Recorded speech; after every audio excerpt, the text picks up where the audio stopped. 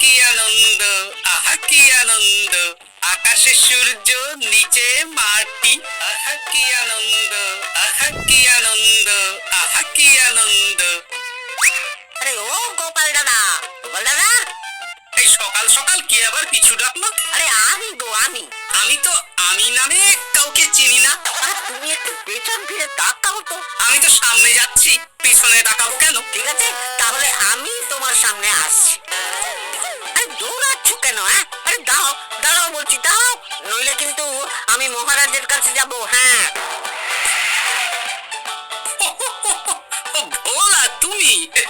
আরে আগে বলবে তো, আমি করছিলে কেন? একদম কথা ঘোরাবে না গোপাল দাদা। এবার বলো কি বলছি। দেখো, আমি তোমাকে আগের বছর 50 মোহর ধার দিয়েছিলাম।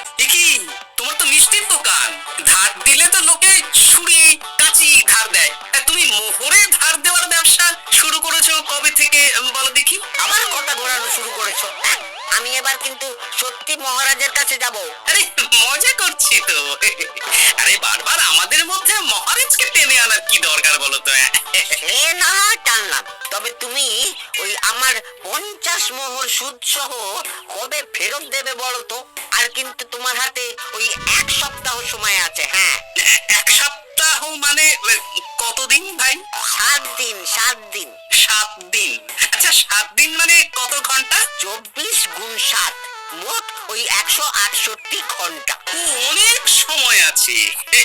দেখো গোপাল দাদা, তোমার সাথে কিন্তু আমার ওই কাগজে কলমে লিখিত পড়িত আছে। হ্যাঁ, যদি ওই সময়ের মধ্যে তুমি আমার কাছ থেকে নেওয়া ওই অর্থ আমাকে ফেরত না দিতে পারো, তাহলে কিন্তু তোমার ওই বাড়ি ঘর সব আমার হয়ে যাবে। হ্যাঁ মনে আছে মনে আছে। এখন রাজসভায় যাই, 168 ঘন্টা পেরিয়ে গেলে চলে এসো, কেমন?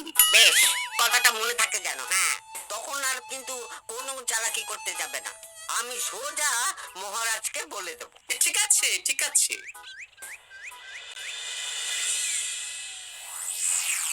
দেখুন মহারাজ, নিজের চোখেই দেখুন, সবাই হাজির, শুধু গোপাল ধা। সত্যি গোপাল ইদানিং আবার দেরি করে আসা শুরু করেছে। ওকে আচ্ছা করে ধোলাই দিন, তাহলেই চলে আসবে। কাজের কাজ তো কিছু করে না, শুধু বসে থাকে, তাতেও এই। যা বলেছেন মন্ত্রী মশাই। আমার মতে গোপালকে রাজসভাতেই বেঁধে রাখুন, তাহলে আর বাড়িতে যেতেও হবে না আর দেরি করে আসবেও না। রোজ রোজ গোপাল করে রাজসভায় আসতে দেরি, তাই এবার তার পায়ে পড়াতে হবে বেড়ি। এই তো মহারাজ চলে এসেছি। আর বলবেন না, রাস্তায় ভোলা ময়রা চেপে ধরছিল। থাক, আর অজুহাত দিতে হবে না। নেহাত ভাগ্যের জোরে এই রাজসভার চাকরিটা পেয়েছিল। মহারাজ ভালো মানুষ, তাই তোমাকে পুষছেন। আচ্ছা আপনি কি বলতে চাইছেন কি? আমি বলতে চাইছি যে মহারাজ যদি তাড়িয়ে দেন, তাহলে তোমার কি কিছু করে খাওয়ার যোগ্যতা আছে গোপাল? আপনার নিজের যোগ্যতা আছে? আছে বলেই মুখ ফুলিয়ে বলছি। মন্ত্রী এটা একটা ভালো প্রসঙ্গ তুলেছে। আমার রাজসভার সকল সভাসদদের বলছি, যদি কোনো কারণে তোমাদের চাকরি চলে যায়, তাহলে তোমরা কি করবে একবার ভেবে দেখেছো? না মহারাজ, ভাবনাটা আমি সঠিক সময় কাজে লাগাই, ওই অকারণে ভেবে মাথা খারাপ করতে চাই না। আহা, রাজসভার চাকরিটা তো তোমাদের পেশা। এই পেশার বাইরে তোমরা কে কি করতে পারবে? দেখুন মহারাজ, আমি তো ভেবেই দেখেছি যে যদি রাজসভার চাকরি না থাকতো, তাহলে আমি ব্যবসা করতাম। আমি মহারাজ যদি বিজ্ঞানী না হতাম, তাহলে শিক্ষা দান করতাম। আমি তো ছবি আঁকতাম, কলম না থাকলে আমি তুলি ধরবো। আমি কামারশালায় কাজ করতাম। আমার তো ছোটবেলায় মূর্তি বানানোর শখ ছিল, আমি মৃৎশিল্পের কাজ করতাম। কি গোপাল, এবার তুমি বলো। সবাই তো কিছু না কিছু বিকল্প ভাবনা চিন্তা করে রেখেছে। দেখুন মহারাজ, অনেক ভেবে দেখলাম আমার কাজ তো ভাড়ামো, তাই আমি লোক হাসিয়েই পয়সা রোজগার করব।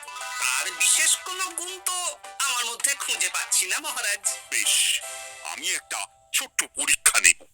আজকের পর থেকে আগামী 7 দিন, আর এই 7 দিন তোমরা তোমাদের যা মন চায় সেটা করে রোজগার করবে। আমি তো খেতে ভালোবাসি। তাহলে খাবে। গোপাল হয় মুখ খুলে থাকে, নইলে চোখ বন্ধ করে। ও শুধু দুটো কাজই ভালো করতে পারে। আর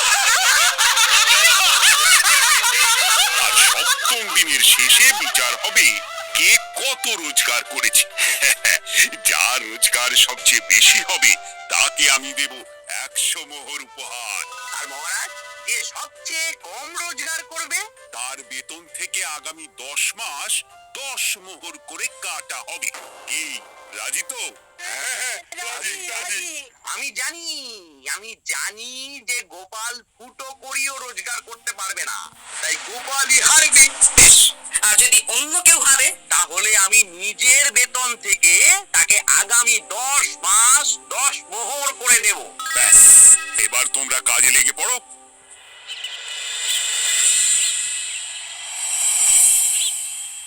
এ কি গিন্নি, আজকেও নিরামিষ? হ্যাঁ, আজকেও নিরামিষ খেতে হয়। হ্যাঁ, রোজই তো কিছু না কিছু একটা লেগে আছে তোমার। আমাদের পুরো শরীরটাই তো আমিষ। হ্যাঁ, তাহলে আমিষ খেতে বাধা কিসের বলো দেখি? বেশি তর্ক করতে হবে না বাপু। তা তোমাকে ডিম বানিয়ে দেবো? না, আমি মানুষই। ঠিক আছে গিন্নি। আরে তোমাকে ডিম বানাবো বলেছি নাকি? আমি বললাম তোমার জন্য ডিম বানিয়ে দেবো। জন্যটা তো বলনি তখন। আরে তাড়াতাড়ি দাও, তাড়াতাড়ি দাও। এখন কদিন শুধু খাবো আর ঘুমাবো। 7 দিন ছুটি। ছুটি মানে? সেসব পরে বলবো গিন্নি। যাও গিয়ে ডিম সেদ্ধ বসাও।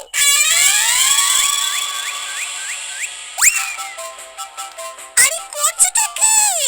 বাড়িতে যা মোহর আছে সব তুলে কোথায় নিয়ে যাচ্ছ? আড়ত বাজারে। কেন কেন? তুমি আড়তে গিয়ে কি করবে? কি আড়তটাই কিনে নেব। কেন? তাহলে খোলা বাজারের সব ব্যবসায়ী আমার কাছে আসতে বাধ্য হবে, আর আমি ভালো মুনাফা রেখে সব বিক্রি করব। এ কি? রাজবাড়ি সুখে চাকরি ছেড়ে দিলে নাকি? না না না, এখন 1 সপ্তাহ ব্যবসা করে মহারাজের কাছে আমার যোগ্যতা প্রমাণ করব। সব পরে বুঝিয়ে বলবো। হ্যাঁ, আমি আপনাকে সব শিখিয়ে দেব। তাহলে ভাই, ওই আগামীকাল সকাল থেকে কাজে লেগে পড়বো, কেমন? তাহলে বুঝতে পারলেন তো যে কি করতে হবে? হ্যাঁ হ্যাঁ জমিদার মশাই, কবিতা লেখা যেমন আমার পেশা, তেমনি চিত্রশিল্প আমার নেশা। তাহলে তো আর কোনো চিন্তাই নেই। আশা করি খুব সুন্দর ছবি আঁকবেন। আপনি 1 সপ্তাহ পর এই মন্দির চিনতেই পারবেন না। এই নিন আপনার জন্য 50 মোহর অগ্রিম। মন্দিরের চিত্রকলা শেষ হয়ে গেলে আরো 50 মোহর দেব, ঠিক আছে? বেশ।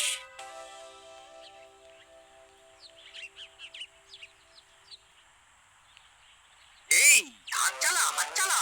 হাত পা সবই তো চালাচ্ছি মন্ত্রী মশাই। আপনি এত শাকসবজি আনাজ দিয়ে করবেনটা কি? আমি এখন 7 দিন কৃষ্ণনগরের বাজার নিয়ন্ত্রণ করব, তাই সব জিনিসপত্র আড়ত থেকে আমি নিজেই কিনে নিয়েছি।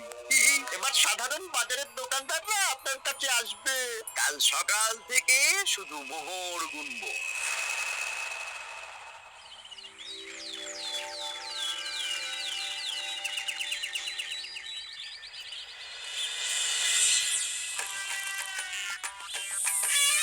আরে এত বেলা হয়ে গেল, আর কত পড়ে পড়ে তুমি ঘুমোবে?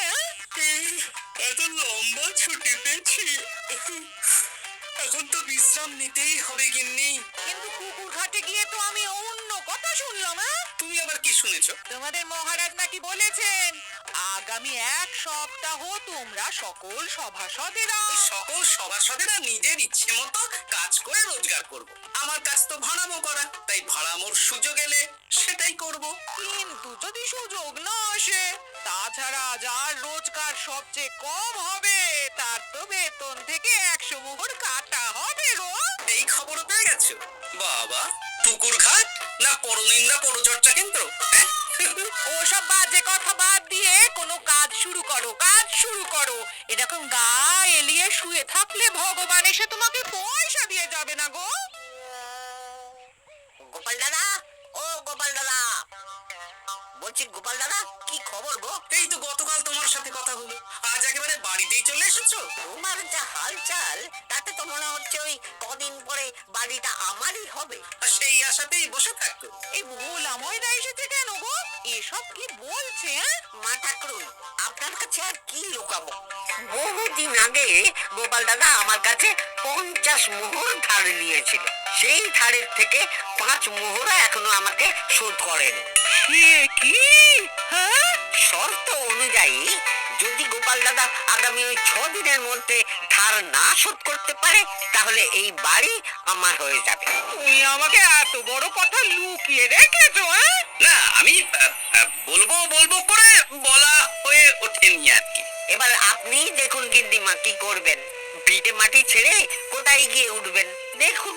ইগো, এতেও তোমার হুঁশ হয় না? হ্যাঁ? ধুর, এই অযথা চিন্তা করো না তো, কিছু না কিছু একটা হয়ে যাবে।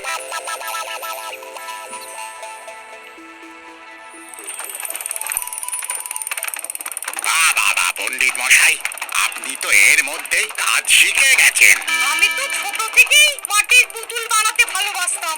বিভিন্ন দেব দেবীর মূর্তি নিজেই বানাতাম, তারপর পুজো করতাম। আমার পরম সৌভাগ্য আপনার মতন পণ্ডিত মানুষ আমার কুমোর শালায় কাজ করছেন। লোকাল কিন্তু ছোট নয়। সত্যি সভাকবি মশাই, আপনার তুলিতে জাদু আছে। কি সুন্দর কারুকার্য। সবই আমার মা বাবার দান।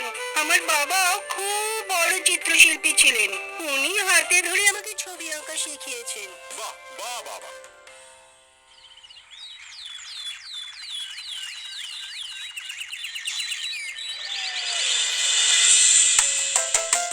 এই যে পুটি, আজকে তো একটা মজার জিনিস শেখাবো। কি জিনিস? নয়ের নামটা তো তোরা পড়েছিস, হ্যাঁ, বল তো। 9 একে 9, 9 দুগুণে 18, 3 9 27, 4 9 36। ঠিক আছে ঠিক আছে, এবার থাম। পুরো মুখস্থ। সে তো বুঝতেই পারছি। এবার মজার জিনিসটা দেখ। 9 কে 9, 9 দুগুণে 18, 18 মানে কি? 1 10 8, হ্যাঁ, এবার 1-এর সাথে 8 যোগ কর, কত হয়? 9 3 9 কত? 27, 2-এর সাথে 7 যোগ করলে কত হয়? 9 36 এর 3 এর সঙ্গে 6 জুড়লে 9।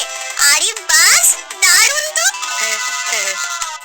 সত্যি বিজ্ঞানী মশাই, আপনি কি সুন্দরভাবে পড়া বোঝান। এটা তো আমার নেশা।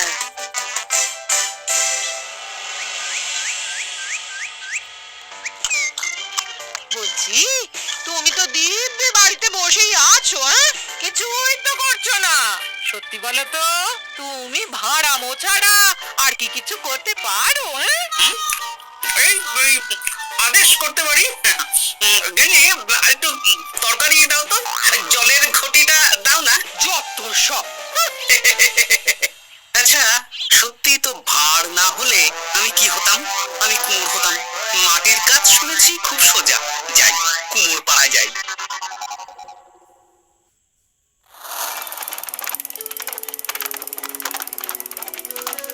আমার কি সৌভাগ্য, রাজসভার 2 জন সভাসদ আমার সঙ্গে কাজ করছে। আচ্ছা, এইভাবে ঘোরাবো? এইটা হলো না, হলো না। এটা কি মুড়ির মোয়া নাকি? দাও, আমাকে করতে দাও, তুমি অন্য কিছু করো।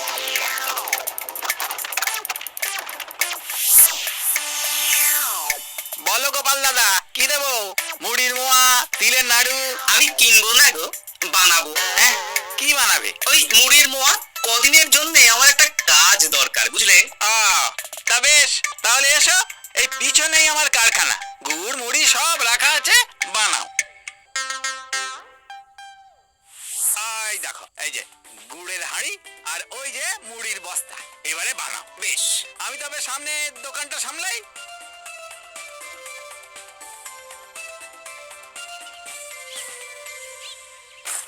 কিসের আওয়াজ হলো? আরে আরে আরে, এ কি করলে গোপাল দাদা? আর বলো না, ওই গুড়টা ঢালতে গিয়ে হাঁড়িটা হাত ফসকে পড়ে গেল। এই তুমি যাও তো, তোমাকে কিচ্ছু করতে হবে না। যত সব বিপদ বাড়ানো।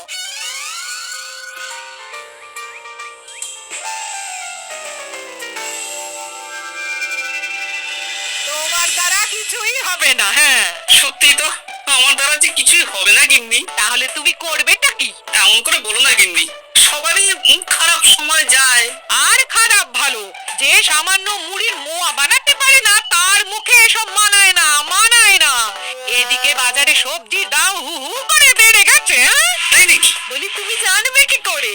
কদিন তো শুয়ে বসে আছো, আমি তো বাজার দোকান করি। মন্ত্রী মশাই এখন আড়ত সামলাচ্ছেন আর সাধারণ বিক্রেতাদের চড়া দামে বিক্রি করছেন। হ্যাঁ, ও বেটা জীবনে শোধরাবে না। উনি তো তাও ছলে বলে রোজগার করছেন গো। আর তাছাড়া অনেকে পথে গান শুনিয়েও রোজগার করেন, সেটাও তো তুমি পারবে না। হ্যাঁ, এই তো পেয়েছি। 6 দিনের মাথায় তো রাজসভায় একটা বৈঠক হবে, সেদিনই আসল মজা জমবে। কিসের মজা গো? হ্যাঁ, সেটা সেদিনই বুঝতে পারবে।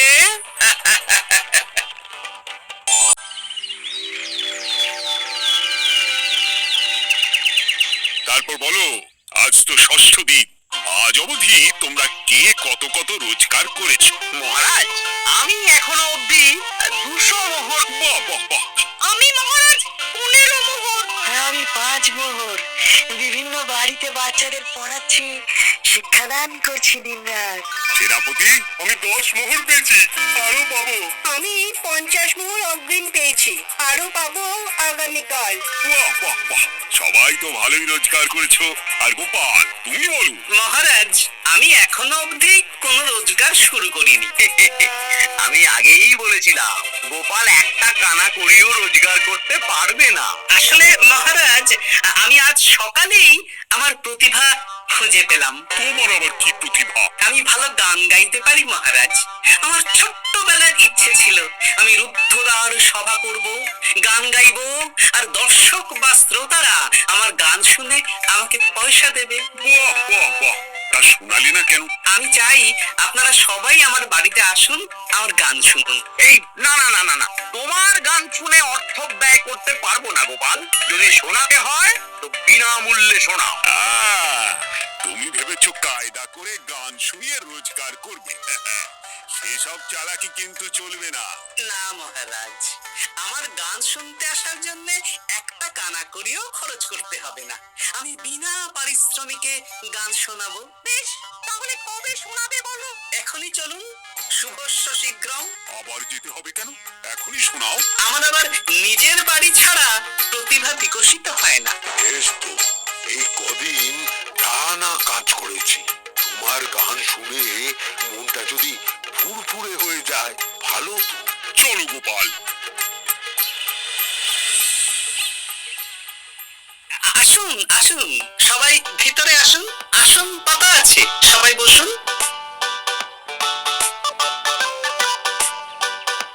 নাও এবার গান শুরু করো। দান মহারাজ, আমার গান আমি বাইরের লোককে শোনাতে চাই না। কু, কু, বাবা, আবার কোকিলের মতন আওয়াজ করছে। কু।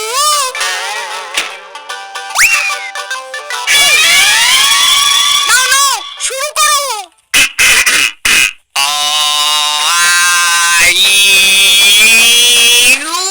ওরে বাবা রে বাবা, আরে এত চিৎকার করছো কেন? থামো থামো থামো। এটা ভালো লাগছে না, অন্য গান শোনাচ্ছি তাহলে। আকাশে মেঘে বাতাসে বায়ু, জ্যোতিষী বলেছে আমার 100 বছর আয়ু। আরে থামো থামো, আরে গান ঝালাপালা হয়ে গেল। না, থামতে আমি পারবো না, গান শুনতেই হবে। ওরে ওরে বাবা রে বাবা, এই কানে তালা লেগে গেল, আমি পালাই। পালাতে পারবেন না, বাইরেও তালা দেওয়া আছে। বাইরে তালা খুলতে বলো।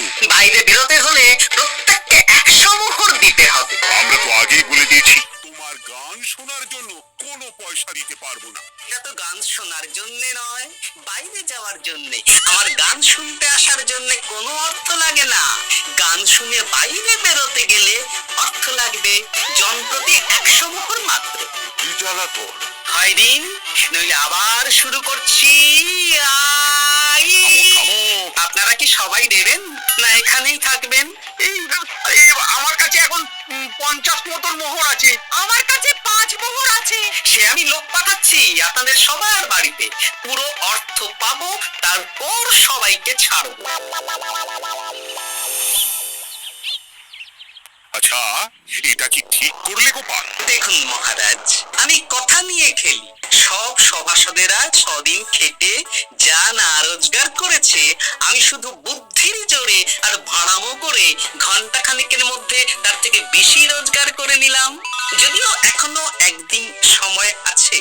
সত্যি গোপাল, তোমার বুদ্ধির জবাব নেই। মন্ত্রী মশাই, যে সবচেয়ে কম রোজগার করবে আপনাকে কিন্তু তাকে আগামী 10 মাস 10 মোহর করে দিতে হবে। হ্যাঁ হ্যাঁ নয় হ্যাঁ, এরকমই তো তুমি মুখ বড় করে বলেছিলে। গিন্নি, কই গো, ভোলাকে ডেকে আনো, ওর ধার আজকেই শোধ করে দেব। হ্যাঁ যাচ্ছি। হ্যাঁ, আমরাও যাচ্ছি। গোপাল, কালকে রাজসভায় এসে তোমার পুরস্কারের অর্থটাও নিয়ে দিও। সে তো নিশ্চয়ই।